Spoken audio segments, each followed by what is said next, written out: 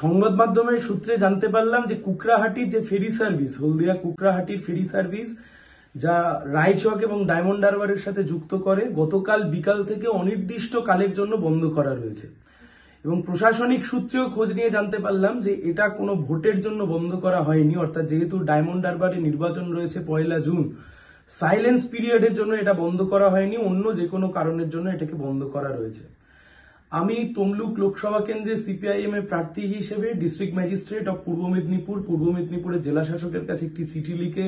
বিষয়টি দৃষ্টি আকর্ষণ করেছি যে অবিলম্বে, যেহেতু কুকড়াহাটি ফেরি সার্ভিসের মাধ্যমে, এই পাবলিক ট্রান্সপোর্টের মাধ্যমে প্রচুর মানুষ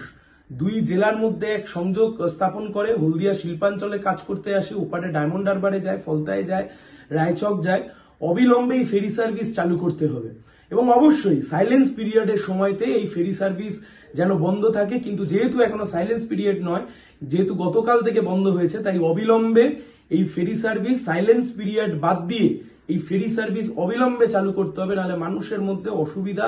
এবং সাধারণ মানুষ যারা এখানে যাতায়াত করেন তাদের মধ্যে অসুবিধা এবং তাদের মধ্যে ক্যাওস প্রতিনিয়ত বৃদ্ধি পাচ্ছে। প্রশাসনের দৃষ্টি আকর্ষণ করেছি তারা যাতে ইতিবাচক পদক্ষেপ গ্রহণ করে।